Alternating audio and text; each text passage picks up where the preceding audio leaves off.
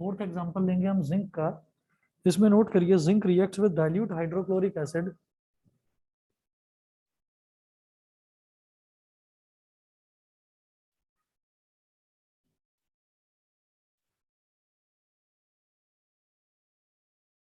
Zinc reacts with dilute hydrochloric acid मतलब HCl। Zinc reacts with dilute HCl to give zinc chloride and hydrogen gas.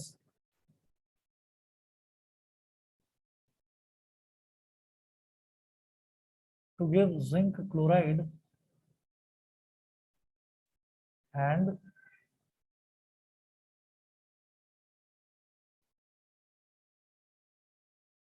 to give zinc chloride and hydrogen gas। ठीक है, तो zinc जो है Zn, ये react करता है HCl के साथ में, तो क्या बना देगा, मेटल सॉल्ट। तो सॉल्ट कैसे बनेगा, मतलब एक तरह से ये डिस्प्लेसमेंट रिएक्शन हो गया, हाइड्रोजन को डिस्प्लेस कर देगा, क्लोरीन के साथ कंबाइन कर जाएगा, तो ZnCl2 प्लस H2 अलग हो गया। ठीक है, यहाँ पर देखिए Zn बैलेंस्ड है, क्लोरीन बैलेंस्ड नहीं है, तो उसको बैलेंस करने के लिए यहाँ पर 2 लगा दिया। ठीक है, अब हाइड्रोजन के 2 हो गए, हाइड्रोजन के तो इधर पहले से ही 2 है। ठीक है, उसके बाद दिस रिएक्शन, बस एक चीज लिख लेना, दिस रिएक्शन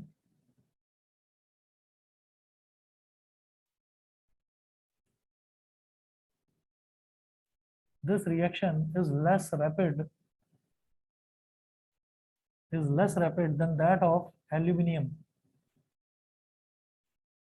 एल्यूमिनियम के कंपैरिजन में ये वाला रिएक्शन जो है ये उतना रैपिड, रैपिड का मतलब उतना फास्ट नहीं है।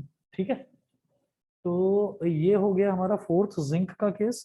फिर फिफ्थ देखेंगे आयरन का केस, है ना, पांचवा मेटल लेंगे हम आयरन। आयरन फिफ्थ में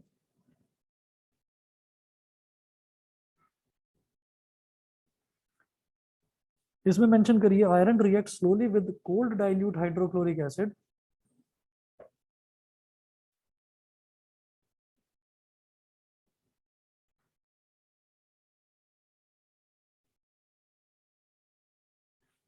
iron reacts slowly with cold hydrochloric acid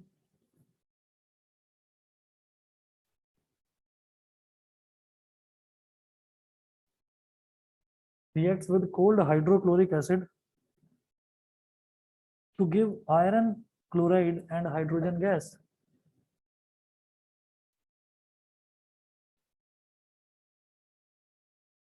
To give iron chloride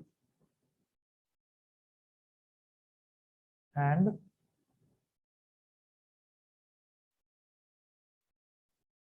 hydrogen gas।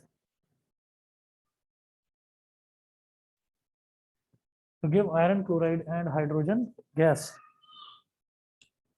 तो ये जो है आयरन जो है वो जो रिएक्ट करता है हाइड्रोक्लोरिक एसिड के साथ, तो वो बहुत स्लोली, बहुत धीरे धीरे रिएक्ट करता है। ठीक है, तो हम कहेंगे Fe plus HCl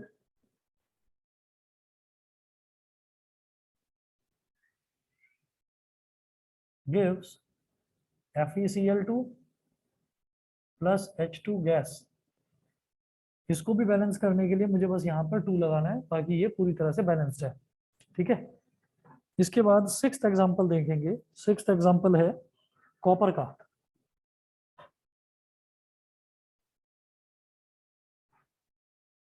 copper plus dilute HCl, no reaction. No reaction मतलब अगर HCl का रिएक्शन कॉपर के साथ करा दिया जाए तो रिएक्शन होगा ही नहीं। ठीक है, देयर इज नो रिएक्शन।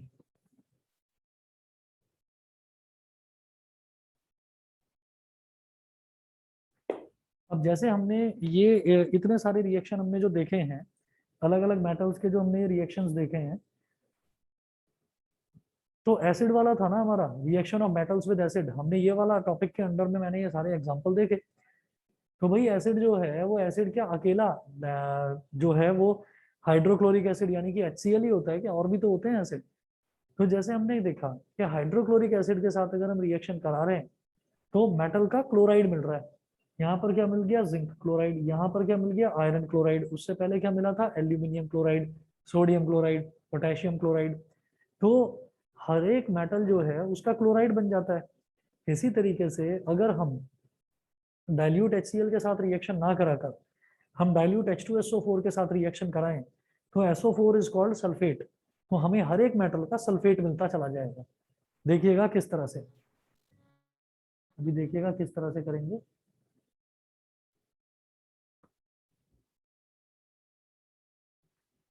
आप नोट करेंगे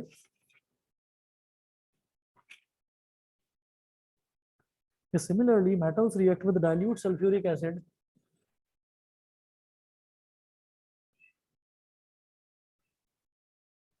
similarly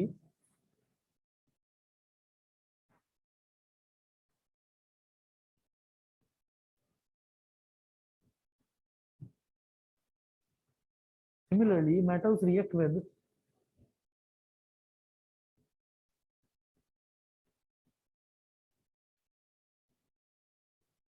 similarly metals react with dilute sulfuric acid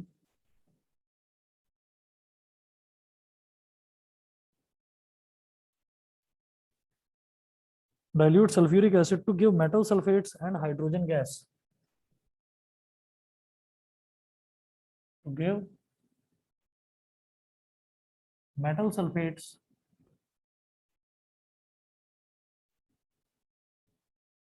and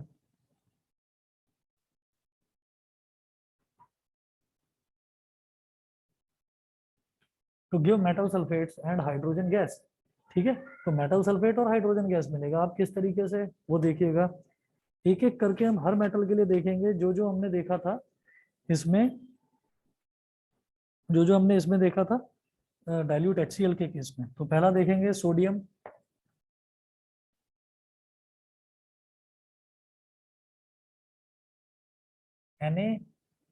Na+H2SO4। तो इसमें आप देखिएगा कैसे होगा, सोडियम का H2SO4 के साथ जब रिएक्शन होगा, बेटा 1 मिनट वेट करें सभी बच्चे।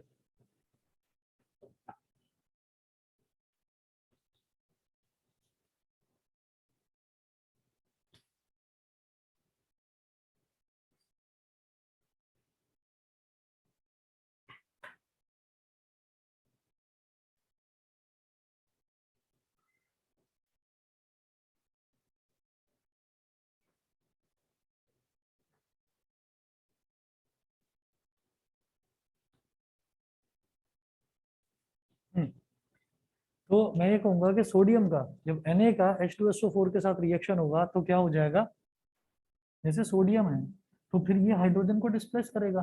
ठीक है, और ये सल्फेट क्या है, जैसे सोडियम की वैलेंसी होती है 1+, ऐसे ही सल्फेट SO4 की वैलेंसी होती है 2-। तो ये 2 तो आ जाएगा सोडियम के साथ और 1 चला जाएगा सल्फेट के साथ। बेटा ये हो जाएगा Na2SO4, 1 चला जाएगा सल्फेट के साथ। तो SO4 के बाहर 1 लिखने की तो जरूरत होती नहीं, 1 लिखने की कोई ऐसी जरूरत नहीं हुआ करती। तो Na+H2SO4 gives Na2SO4 plus H2 hydrogen gas. Balancing कर लीजिए, इधर हाइड्रोजन के 2 हैं, इधर हाइड्रोजन के 2 हैं, इधर सोडियम के 2 हैं, इधर सोडियम के 2 बनाने के लिए 2 लगा दिया यहाँ पर। एस के सल्फर का 1 है, सल्फर का 1 है, ऑक्सीजन के 4 है, ऑक्सीजन के 4 है, बैलेंस्ड है। तो जैसे मैंने सोडियम का करा H2SO4 के साथ, इसी तरीके से बेटा अब मैं करूंगा मैग्नीशियम का। सोडियम के बाद नेक्स्ट मेटल मैं उठाता हूँ मैग्नीशियम। मैग्नीशियम का रिएक्शन करते हैं H2SO4 के साथ, तो क्या हो जाएगा, मैग्नीशियम जो है, मैग्नीशियम की वैलेंसी होती है 2+, और SO4 की 2-। तो इसका 2 तो इसके साथ लिख दिया जाएगा Mg2, और इसका 2 जो है वो इसके साथ लिख दिया जाएगा। तो 2 से 2 कैंसिल आउट हो गया, ये हो गया MgSO4।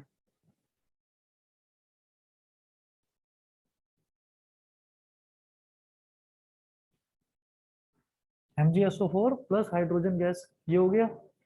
इसी तरीके से जब मैं एल्यूमिनियम की बात करूंगा तो एल्यूमिनियम देखिएगा कैसे होगा, Al है एल्यूमिनियम और यहाँ है H2SO4। तो अब यहाँ पर मैं एल्यूमिनियम की वैलेंसी देखूंगा, इसकी वैलेंसी होती है 3+, और इसी तरह से सल्फेट SO4 की वैलेंसी होती है 2-, इसका 2 तो इसके साथ आ जाएगा Al2, और इसका 3 इसके साथ आ जाएगा SO4 होल थ्राइस। ठीक है, तो मैं ऐसे लिख दूंगा Al2 SO4 whole thrice plus H2 gas. अब क्या करें, बैलेंसिंग करके देखिए, इधर एल्यूमिनियम के 2 हैं, इधर 1 है, तो इधर 2 लगा दो। हाइड्रोजन के 2, हाइड्रोजन के 2 बैलेंस। सल्फर का इधर 1 है, लेकिन इधर सल्फर के 3 बन रहे हैं। ठीक है, तो 3 कैसे बनाए जाएंगे, आप यहाँ पर 3 लिख दीजिए। आपने यहाँ पर 3 लिख दिया, सल्फर के 3 बन गए, ऑक्सीजन के 4×3=12 हो गया, और यहाँ पर भी 4×3=12, तो ऑक्सीजन के भी 12 हो गए। लेकिन हाइड्रोजन के बेटा यहाँ पर 6 हो गए, तो हाइड्रोजन के 6 बनाने के लिए आपको यहाँ पर 3 करना पड़ेगा। ठीक है, ऑनलाइन वाले स्टूडेंट्स बताएं, सभी को समझ में आ रहा है, इतना क्लियर है? Yes sir. ठीक है भाई, बाकी बच्चे बताएं, Saksham, Vidisha, Nyasa, yes sir. Ishita, yes sir. Yes sir. Clear है? आदित्य,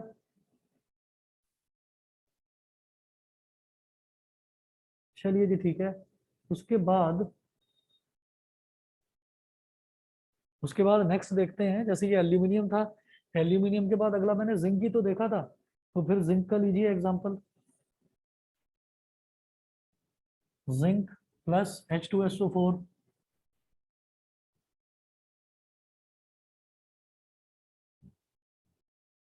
जिंक प्लस H2SO4, तो यहाँ पर आप देखेंगे कि जिंक की वैलेंसी कितनी है, 2+,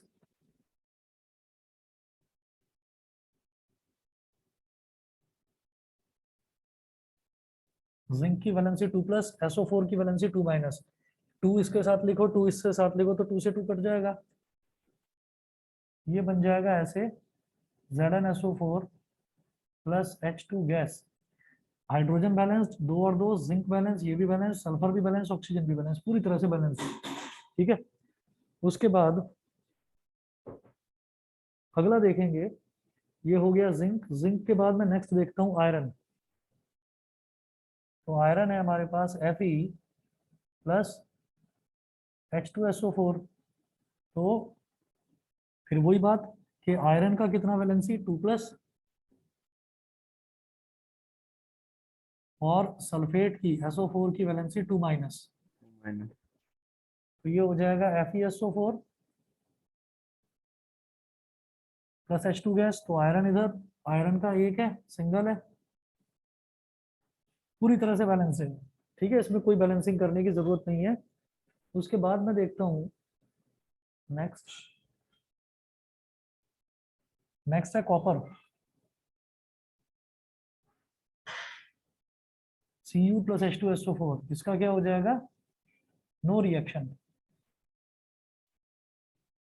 कोई रिएक्शन नहीं। ठीक है, जैसे कॉपर का डाइल्यूट हाइड्रोक्लोरिक एसिड के साथ कोई रिएक्शन नहीं था, H2SO4 के साथ भी कोई रिएक्शन नहीं होगा। उसके बाद हम बात करते हैं कि भाई देखिए, ये हमने हाइड्रोक्लोरिक एसिड के केस में देख लिया, हमने H2SO4 का केस देख लिया, अब एक एसिड बच गया HNO3, उसको भी देख लेते हैं। तो HNO3 के बारे में जरा देखते हैं क्या होगा। मैं ये मिटा रहा हूँ इधर से बीच वाला पोर्शन।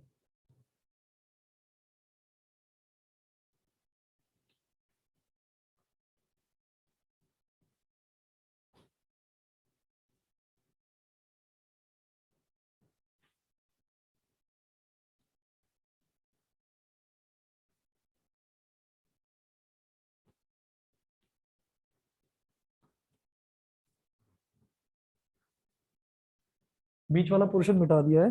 अब इसमें आप नोट करें, when a metal reacts with dilute nitric acid,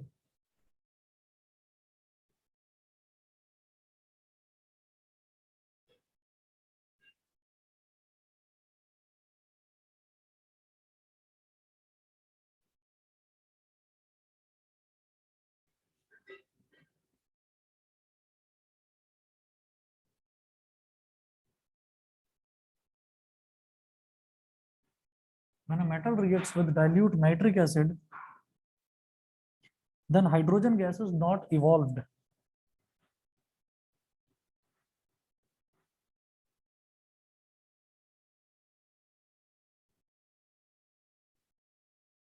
then hydrogen gas is not evolved.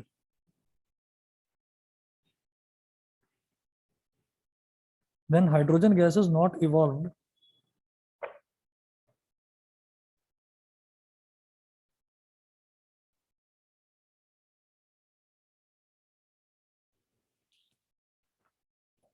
So when a metal reacts with dilute nitric acid, then hydrogen gas is not evolved. Hydrogen gas evolve नहीं होती, reason देखिएगा, इसका reason क्या है?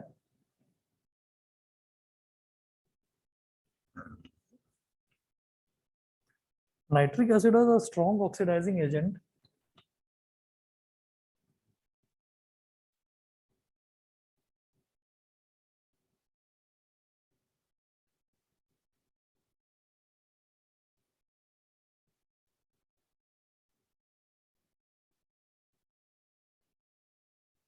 Nitric acid is a strong oxidizing agent.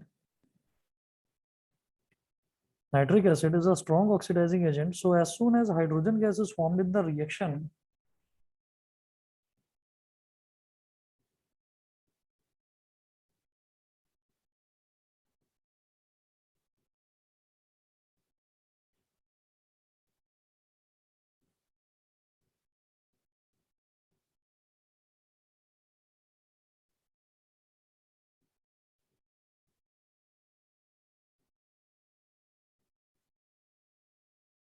hydrogen gas is formed in the reaction between a metal and dilute nitric acid,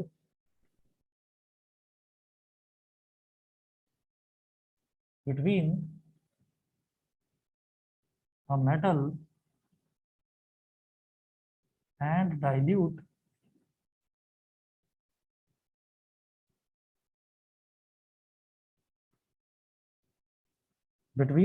and dilute nitric acid, the nitric acid oxidizes this hydrogen to water.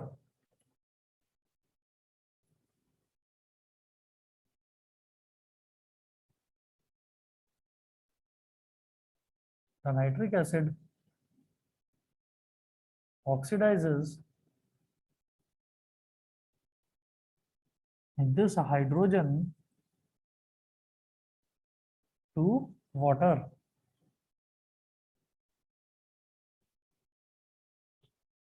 This hydrogen to water. देखिएगा, nitric acid के बारे में ये कहा जाता है कि nitric acid एक बहुत ज्यादा स्ट्रॉन्ग ऑक्सीडाइजिंग एजेंट है. ऑक्सीडाइजिंग एजेंट का मतलब क्या है कि anything that supplies oxygen for reaction. ठीक है, तो जो भी सब्सटेंस रिएक्शन के लिए ऑक्सीजन सप्लाई करे, जो भी सब्सटेंस रिएक्शन में से हाइड्रोजन रिमूव कर दे, किसी भी सब्सटेंस में से हाइड्रोजन रिमूव कर दे, उसको हम बोलते हैं ऑक्सीडाइजिंग एजेंट. ठीक है, तो क्या है कि ये एक स्ट्रॉन्ग ऑक्सीडाइजिंग एजेंट है. तो जैसे ही रिएक्शन में हाइड्रोजन बनता है, जैसे मैं बोलूंगा कि कोई भी मेटल है और मेटल का एसिड के साथ रिएक्शन हो रहा है, जैसे H2SO4 के साथ में रिएक्शन हुआ मेटल्स का तो हाइड्रोजन गैस बनी सब में, जैसे HCl के साथ रिएक्शन हुआ मेटल्स का तो सब में बनी हाइड्रोजन गैस. ऐसे ही इसी तरीके से नाइट्रिक एसिड के केस में हमेशा हाइड्रोजन क्यों नहीं बनती? उसका रिएक्शन ये है, सॉरी उसका रीजन ये है कि नाइट्रिक एसिड एक बहुत स्ट्रॉन्ग ऑक्सीडाइजिंग एजेंट है. जैसे ही हाइड्रोजन बनती है तो वो जो नाइट्रिक एसिड है उस रिएक्शन में जो मौजूद है नाइट्रिक एसिड, वो उस हाइड्रोजन को तुरंत ऑक्सीडाइज कर देता है. ऑक्सीडाइज का मतलब एडिशन ऑफ ऑक्सीजन. हाइड्रोजन में ऑक्सीजन जुड़ेगा तो क्या बन जाएगा? वाटर बन जाएगा. तो वो तुरंत उसको वाटर में कन्वर्ट कर देता है. ठीक है, सभी को क्लियर है? बताइए. आदित्य, गरिमा, इंदर, ईशिता, बताइए क्लियर है? Yes yes sir. ठीक है, चलिए. अब इसके बाद हम ये कहेंगे कि एक दो इनके एक्सेप्शन भी है, इस वाले के एक दो एक्सेप्शन भी है. लिखें, very dilute nitric acid, however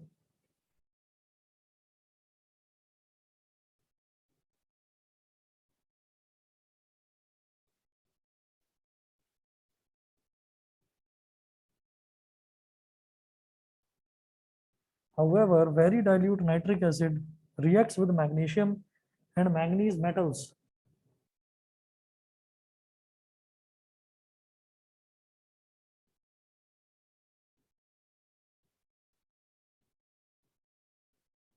Reacts with magnesium and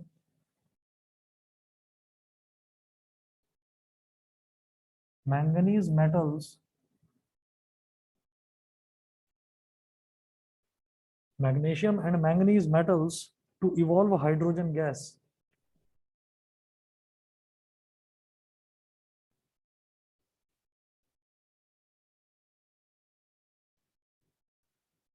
to evolve hydrogen gas. ठीक है, मतलब ऐसा नहीं है कि नाइट्रिक एसिड रिएक्शन करता ही नहीं है, रिएक्शन करता है लेकिन हाइड्रोजन गैस रिलीज नहीं होती। हाँ, जब बहुत ज्यादा डाइल्यूट नाइट्रिक एसिड, बहुत ज्यादा डाइल्यूट का मतलब क्या होता है कि जिसमें वाटर की जो क्वांटिटी है वो थोड़ी ज्यादा हो। जो बहुत ज्यादा डाइल्यूट नाइट्रिक एसिड है वो रिएक्ट करता है और रिएक्ट करके वो हाइड्रोजन रिलीज कर देता है। किस तरह से रिएक्शन देखिएगा, रिएक्शन है मैग्नीशियम का, जब रिएक्शन कराएंगे तो Mg प्लस HNO3, इधर लिख रहा हूं,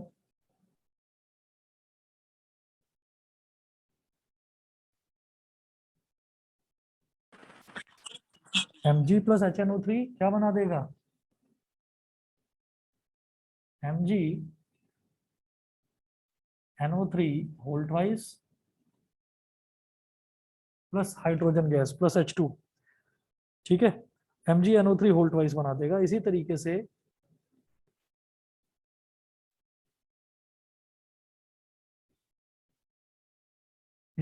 सेकंड लिखेंगे मैंगनीज Mn,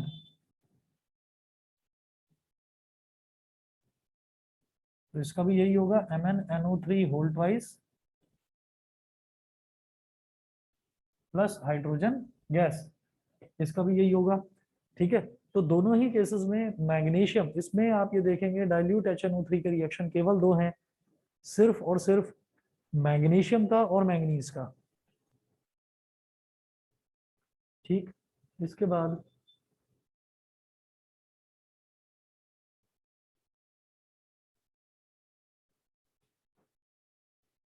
देखिएगा,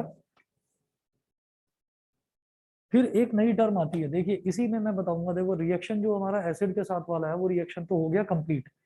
फिर इसमें एक टर्म आती है, उसको हम बोलते हैं एक्वा रिजिया। आप नोट करें, एक अलग सब्सटेंस होता है उसको बोलते हैं aqua regia, AQUAREGIA, aqua regia. इसके बारे में नोट करें, एक्वा रिजिया के बारे में। Aqua regia, is a freshly prepared mixture of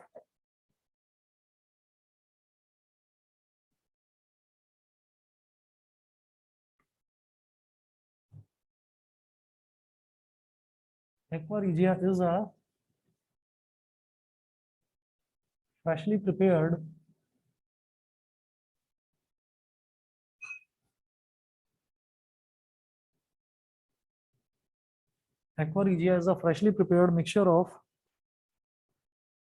1 part of concentrated nitric acid,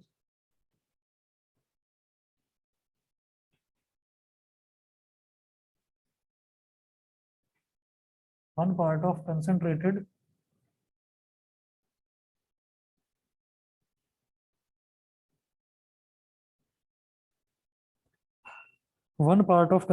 nitric acid and 3 parts of concentrated hydrochloric acid, and 3 parts of concentrated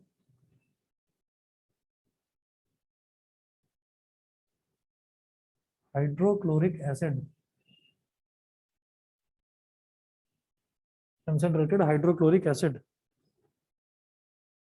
Aqua regia can dissolve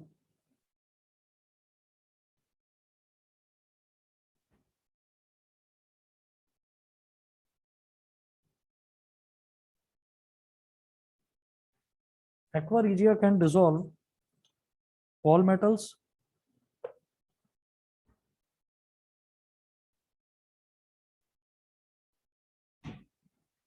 full stop. Aqua regia can dissolve even gold and platinum metals.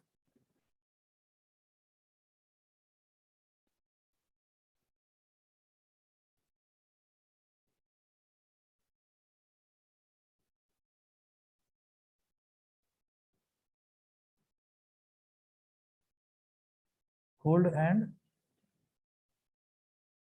platinum metals.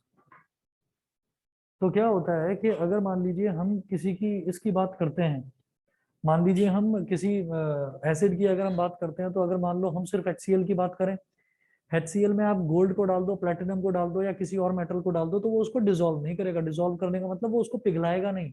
ठीक है। एक substance होता है, एक solution होता है जिसको हम बोलते हैं एक्वा। तो एक्वा क्या करता है, एक्वा में 1 part of concentrated nitric acid and 3 parts of concentrated hydrochloric acid. ये 1 पार्ट का मतलब क्या है? 1 पार्ट का मतलब है बेसिकली ये रेशो दे रखा है 1:3 के। मतलब अगर मैंने 1 ml नाइट्रिक एसिड लिया, तो मेरे को 3 ml हाइड्रोक्लोरिक एसिड लेना पड़ेगा। अगर मैंने 5 ml नाइट्रिक एसिड लिया, तो मेरे को 5 3 15 ml हाइड्रोक्लोरिक एसिड HCl लेना पड़ेगा। इसको मिक्स करके जो सॉल्यूशन बनाते हैं, उस सॉल्यूशन का नाम है एक्वा। एक्वा एक इतना ज्यादा स्ट्रॉन्ग सॉल्यूशन बन जाता है कि आप उसके अंदर गोल्ड डाल दीजिए, आप उसके अंदर प्लेटिनम डाल दीजिए, उन सबको डिसॉल्व कर देगा। डिसॉल्व मतलब वो सारे वो घुल जाएंगे, पिघल जाएंगे उसके अंदर। ठीक है। हम ये बताते हैं कि सिर्फ और सिर्फ नाइट्रिक एसिड अपने आप में बहुत ज्यादा हार्मफुल होता है। नाइट्रिक एसिड ऐसा होता है कि अगर मान लीजिए हम ये बोलते हैं कि हमारी जो बोन्स हैं वो काफी स्ट्रांग होती हैं, तो स्किन को तो नुकसान पहुंचाता ही पहुंचाता है एसिड, लेकिन अगर बोन्स तक भी पहुंच जाए, वो बोन्स को भी खत्म कर देता है। नाइट्रिक एसिड इतना खतरनाक होता है। और उस नाइट्रिक एसिड के अंदर अगर हम मेटल्स डाल देते हैं, तो मेटल पर कोई फर्क नहीं पड़ता। हाइड्रोजन गैस इवॉल्व होती है बस, वो तो मान लिया, लेकिन और कोई फर्क नहीं पड़ता।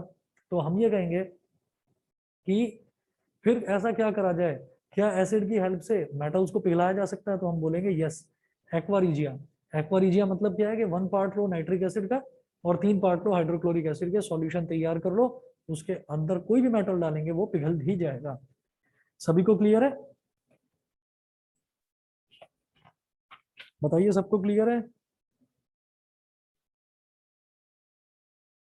अरे मेरी यस आवाज आ सर। रही है सबको? हाँ। चलिए जी, आगे चलता हूँ फिर मैं। ये हमारी 3 प्रॉपर्टीज हुई। इसके बाद में चौथी property,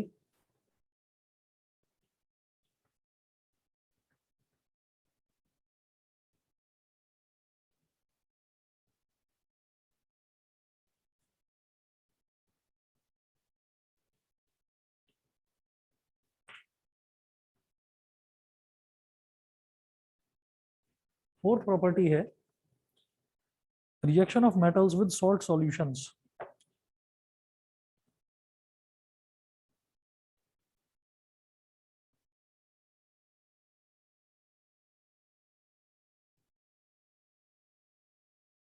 Reaction of metals with salt solutions.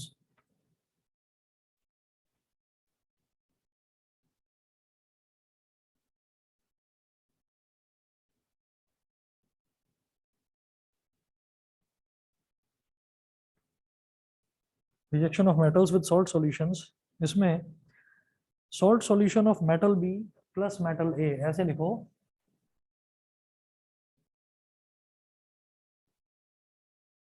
salt solution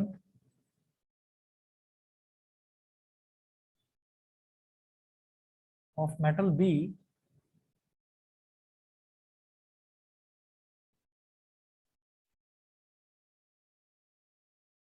salt solution of metal B plus metal A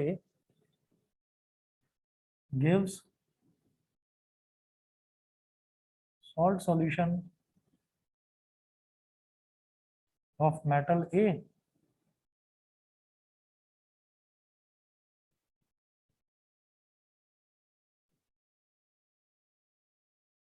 plus metal B. इसको बोलते हैं इसकी टोपी उसके सर और उसकी टोपी इसके सर। बस चेंज कर देते हैं, एक्सचेंज कर देते हैं बिल्कुल। मतलब अगर मेटल बी का सॉल्ट सॉल्यूशन है और उसका मेटल ए के साथ रिएक्शन कराता हूँ, तो मेटल ए का सॉल्ट सॉल्यूशन बन जाएगा और मेटल बी डिस्प्लेस हो जाएगा। डबल डिस्प्लेसमेंट जिसको बोलते हैं, ये वो चीज है। ठीक है। इंटरचेंज हो जाएंगे मेटल्स, बस और कुछ नहीं। तो इसके एग्जांपल्स देखते हैं। फर्स्ट एग्जांपल है reaction of zinc with copper sulphate solution.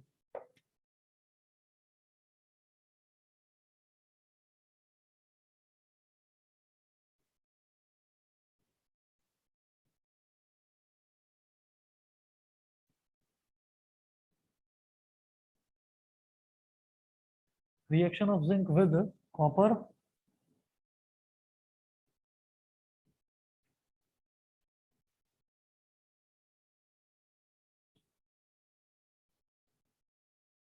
Reaction of zinc with copper sulphate solution.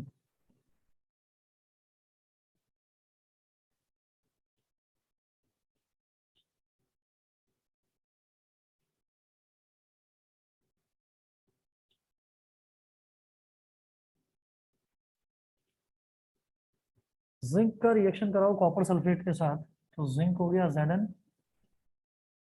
Plus copper sulphate हो गया CuSO4। तो क्या होगा, ये तो बन जाएगा जिंक के साथ सल्फेट बन जाएगा, जिंक सल्फेट, और कॉपर अलग हो जाएगा, डिस्प्लेस हो जाएगा। तो ये डिस्प्लेसमेंट किस तरीके से होता है, ये displacement is based on reactivity series. Reactivity series याद है? हाँ, displacement is based on reactivity series. हम ये कहेंगे, मैं इस तरफ लिख रहा हूं एक बार रिएक्टिविटी सीरीज, कि जो ज्यादा रिएक्टिव मेटल है वो कम रिएक्टिव वाले मेटल को डिस्प्लेस कर देता है।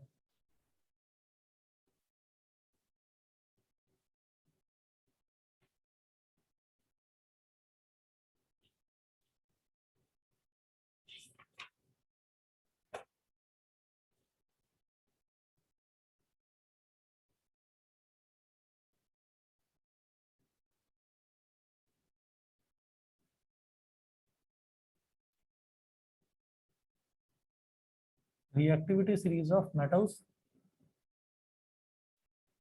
ये क्या है?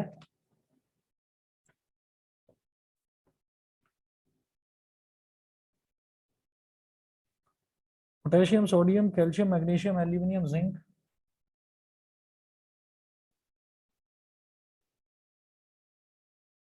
Potassium, sodium, calcium, magnesium, aluminium, zinc, iron, tin, lead. Iron के बाद है टिन, टिन को होता है Sn, लेड का होता है Pb, हाइड्रोजन H, फिर है copper, mercury, silver, gold.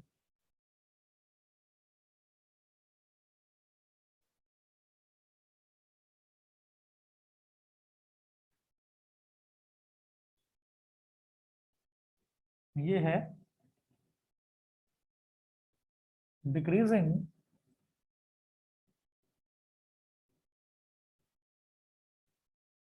Reactivity. तो इस रिएक्टिविटी सीरीज में जो भी एलिमेंट ऊपर आएगा वो नीचे वाले को, नीचे वाले से ज्यादा रिएक्टिव होगा तो वो उसको डिस्प्लेस कर देगा। जैसे जिंक है, तो जिंक कॉपर से ज्यादा रिएक्टिव है तो ये कॉपर को डिस्प्लेस कर देगा। हमेशा याद रखिए कि डिस्प्लेसमेंट जो है वो अकेला मेटल करता है, अकेला मेटल करता है। ये नहीं कि यहाँ से कॉपर इसको जिंक को रिप्लेस कर देगा, ऐसा नहीं होता। जो अकेला एलिमेंट है वो अकेला एलिमेंट कंपाउंड में से मेटल वाले पार्ट को, कंपाउंड में से कैटायन वाले पार्ट को डिस्प्लेस करता है, हटाता है। तब हटाएगा जब वो उससे ज्यादा रिएक्टिव होगा। अगर रिएक्टिव नहीं है ज्यादा तो there will not be any reaction, कोई रिएक्शन नहीं होगा। अब आप देखिए, सल्फेट की वैलेंसी भी 2 होती है, जिंक की वैलेंसी भी 2 होती है, 2 से 2 कैंसिल आउट हो जाएगा, तो ये बन जाएगा ZnSO4 प्लस कॉपर। बताइए सबको क्लियर है कि नहीं? ऑनलाइन वाले स्टूडेंट्स बताएं। आदित्य, गरिमा, इंदर, क्लियर है? Yes sir. ठीक है, Yes, sir. चलिए जी। तो इसके बाद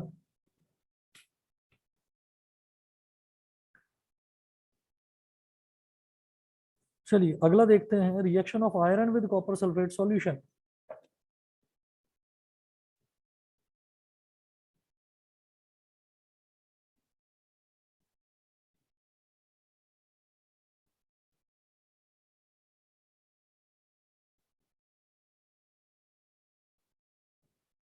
reaction of iron with copper sulphate solution.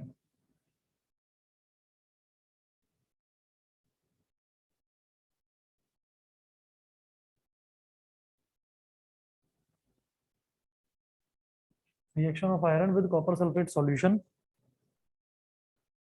अब इसमें लिखें CuSO4 प्लस Fe।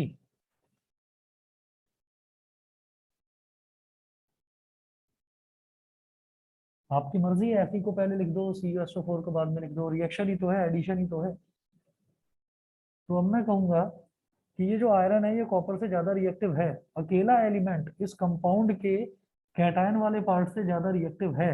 कैसे? क्योंकि आयरन यहाँ पर है और कॉपर यहाँ पर है, तो ये आयरन इस कॉपर को हटा देगा, डिस्प्लेस कर देगा। तो ये क्या बन जाएगा, FeSO4 प्लस Cu। ठीक है, FeSO4 प्लस Cu।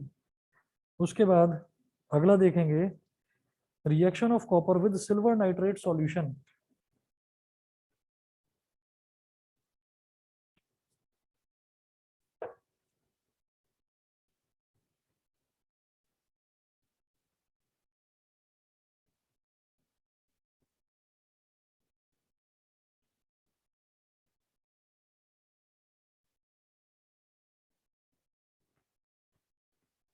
थर्ड देखिएगा,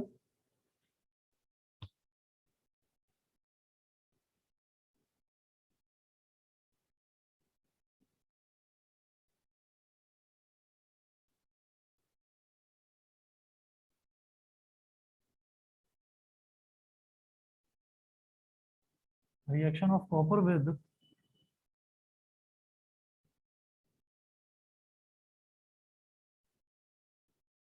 सिल्वर नाइट्रेट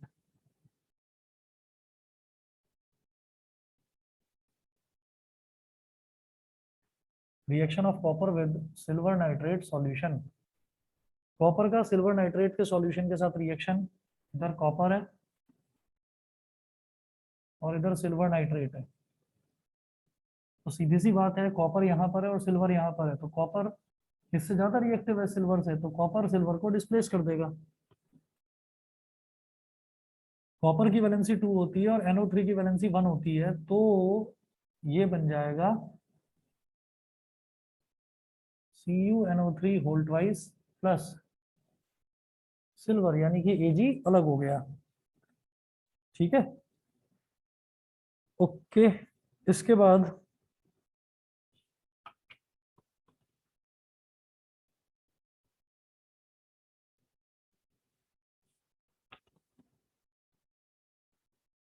पांचवा हमारा है reaction of metals with chlorine. पांचवी property, reaction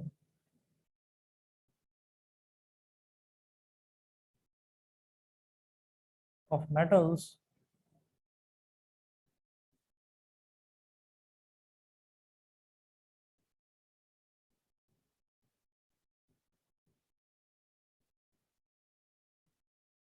reaction of metals with chlorine.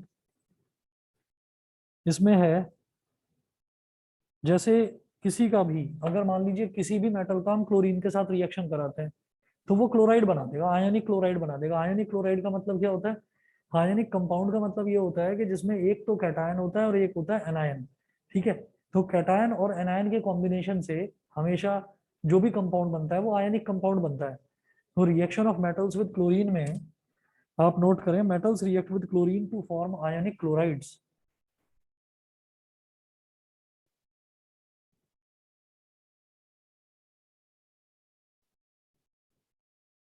Metals react with chlorine to form ionic chlorides.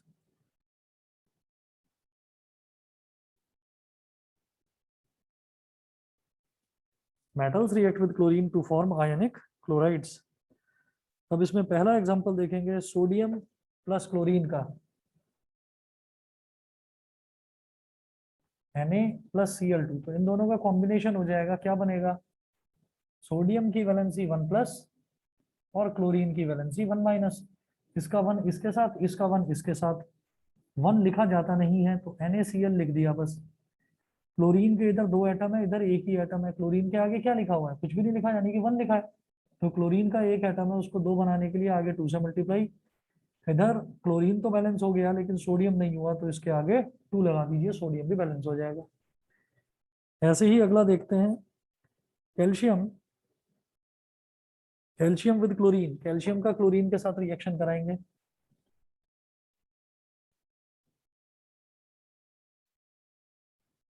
Calcium का जब क्लोरीन के साथ रिएक्शन होगा, तो क्लोरीन कैल्शियम का होता है वैलेंसी 2 प्लस, क्लोरीन की 1 माइनस, इसका 1 इसके साथ, इसका 2 इसके साथ, तो CaCl2 ये हो गया। CaCl2। बैलेंस करने की जरूरत नहीं है, ऑलरेडी बैलेंस्ड है, ये ऑलरेडी बैलेंस्ड है। ठीक है, उसके बाद अगला देखिएगा example, example number 3, magnesium plus chlorine.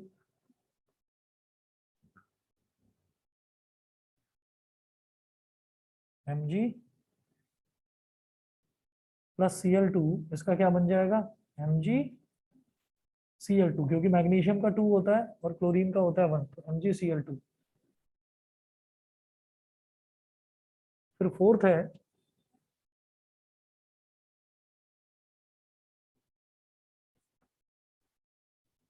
है एल्यूमिनियम। एल्यूमिनियम का रिएक्शन करवाइए।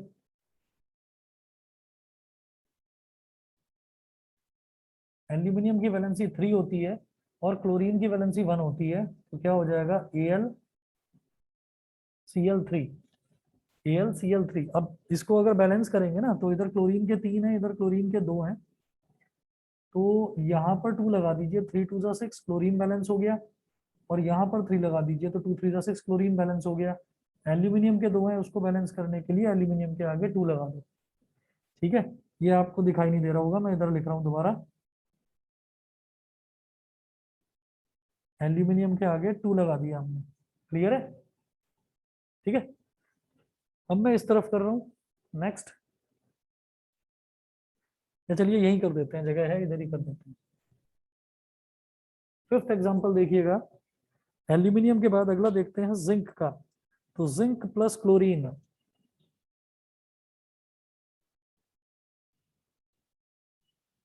क्या हो जाएगा, ZnCl2। कोई बैलेंस करने की जरूरत नहीं, पहले से ही बैलेंस है। उसके बाद आयरन का देखते हैं, तो आयरन का बनता है बेटा फेरिक क्लोराइड। फेरिक क्लोराइड मतलब जिसमें आयरन की वैलेंसी 3 होती है, वो वाला कॉम्बिनेशन होता है।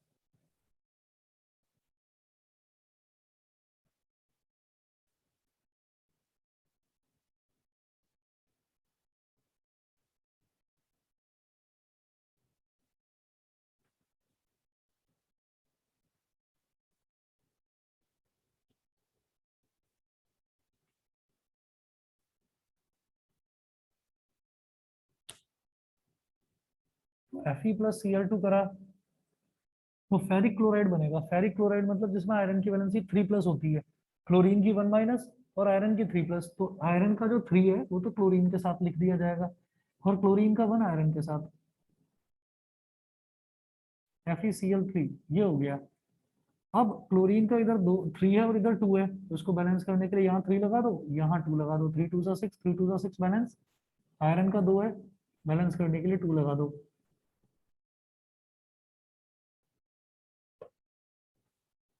ठीक है, उसके बाद copper.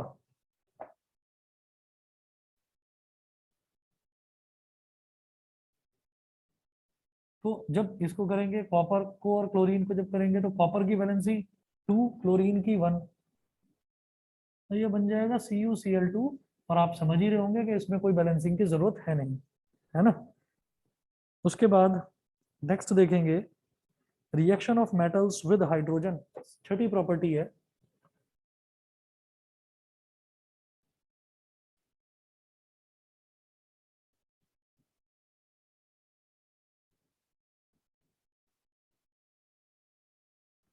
Reaction of metals with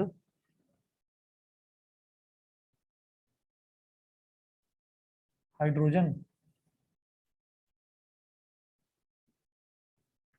reaction of metals with hydrogen, इसमें लिखें most of the metals do not combine with hydrogen.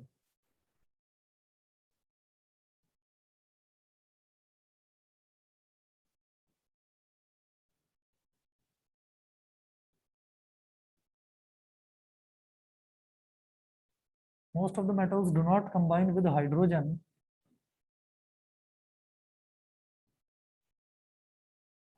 Most of the metals do not combine with hydrogen, full stop. Only a few reactive metals like sodium, potassium, calcium and magnesium.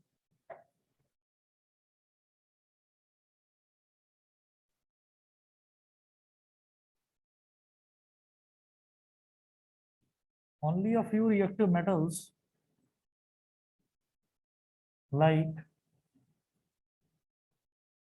sodium. Only a few reactive metals like sodium, potassium, calcium, and magnesium. Sodium, potassium, calcium,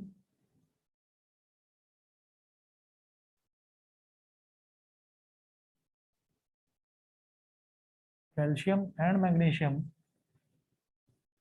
Calcium and magnesium react with hydrogen to form metal hydrides.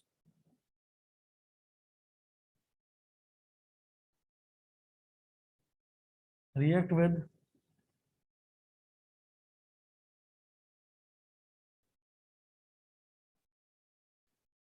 hydrogen to form metal hydrides. Metal hydrides, तो ये hydrogen के साथ react करके metal hydrides बनाते हैं। ठीक है, ज्यादातर मेटल्स जो हैं वो रिएक्ट नहीं करते, तो केवल दो ही मेटल हैं जो रिएक्ट करेंगे, सोडियम है और कैल्शियम है। तो अब आप ये देखें, फर्स्ट एग्जांपल देखें सोडियम का। Na+H2 क्या बना देगा? NaH। NaH बैलेंस करने के लिए 2 लगा दिया यहाँ पर, ठीक है, और यहाँ पर भी 2 लगा दो। इसको बोलेंगे sodium hydride. NaH sodium hydride. ठीक है, उसके बाद सेकंड एग्जांपल देखिए। सेकंड एग्जांपल है कैल्शियम का। तो कैल्शियम जब हाइड्रोजन के साथ रिएक्ट करेगा,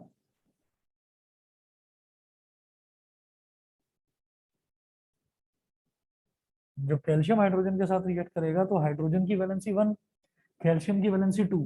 तो कैल्शियम का 2 तो हाइड्रोजन के साथ लिख दिया जाएगा, हाइड्रोजन का 1 कैल्शियम के साथ, तो ये हो जाएगा CaH2। और जब ये CaH2 हो गया तो इसको आप देखेंगे बैलेंसिंग की तो जरूरत ही नहीं है, कैल्शियम हाइड्राइड। ठीक है, तो ये हमारी सारी प्रॉपर्टीज हो गई, केमिकल प्रॉपर्टीज मेटल्स की। अब इस चैप्टर में हमारे पास केमिकल प्रॉपर्टीज बचा है, सिर्फ नॉन मेटल्स का बचा हुआ है, वो बहुत छोटा सा पोर्शन है। ठीक है, नेक्स्ट क्लास में कवर कराता हूँ, आज फिर इतना ही करेंगे। ठीक है, Thank you, sir. Thank you, sir. Okay okay.